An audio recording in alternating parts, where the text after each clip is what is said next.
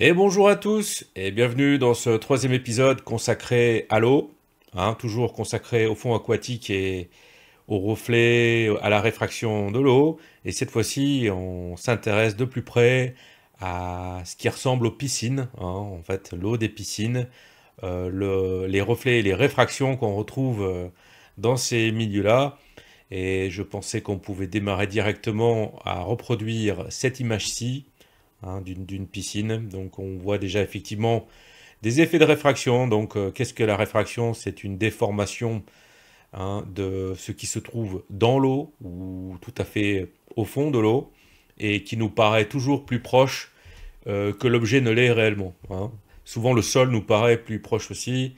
Et évidemment, tout est déformé. Plongez encore directement ici dans cette surface liquide et vous verrez la déformation par vous-même. Euh, Évidemment, c'est une couleur bleue, encore une fois, mais enfin, en fait, tout s'explique. L'eau pure absorbe tous les rayons lumineux de ce qu'on appelle les hautes longueurs d'onde, c'est-à-dire tout ce qui est couleur rouge, orange et jaune. Donc elles disparaissent forcément, et elles n'absorbent quasiment pas tout ce qui est du domaine du bleu. Donc c'est pour ça que finalement, souvent les liquides, en photo, en vidéo, elles sont représentées de couleur bleue. Et évidemment, il y a l'aspect de l'environnement qui joue un rôle, toujours le ciel qui se reflète à la surface. Et puis là, en l'occurrence, on a des éléments peut-être aussi chlorés dans l'eau, qui donnent sa couleur un peu plus pure comme ça. Toujours est-il que on va s'inspirer de ça, on va essayer de la reproduire, pas à l'identique, mais on va essayer de s'en rapprocher, on va essayer de refaire également les reflets miroirs ici rapidement.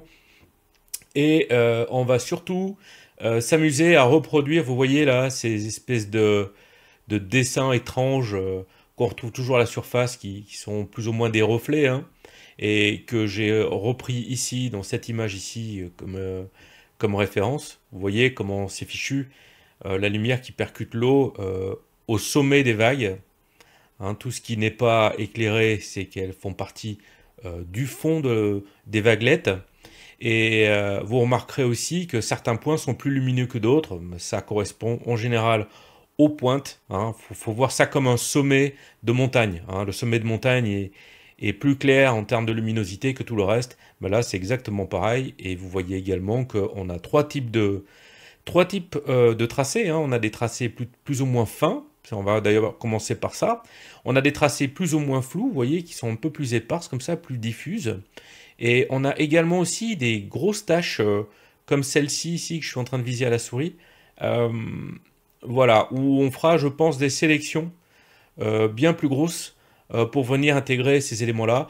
Éléments qu'on retrouve également dans l'effet miroir de l'eau. On pourra également le reproduire sur les côtés. Vous voyez que les bords ici, sur notre image, font également partie de cette catégorie-là de tracés. Et j'ai également prévu un fond qu'on n'a pas ici, qu'on va essayer d'intégrer. Donc j'ai appelé ça tiling JPEG. Tiling, qu'est-ce que c'est? C'est les tiles, c'est l'anglais pour carrelage. Donc le fond de notre piscine, on va peut-être essayer d'utiliser ça en perspective. Et on va tenter de s'en rapprocher et de reproduire quelque chose d'équivalent, tout en faisant le tour de tout ce qu'il nous faut savoir concernant les piscines et la réfraction. Voilà, écoutez, vous retrouverez toutes ces images directement dans le dossier référence du cours. Et évidemment, comme à chaque fois, je vais passer cette image sur mon second écran pour que vous puissiez visualiser ce que je fais en grand directement sur mon écran principal. Et on va partir de là. Voilà pour l'introduction. Écoutez, je vous dis à tout de suite dans la prochaine partie.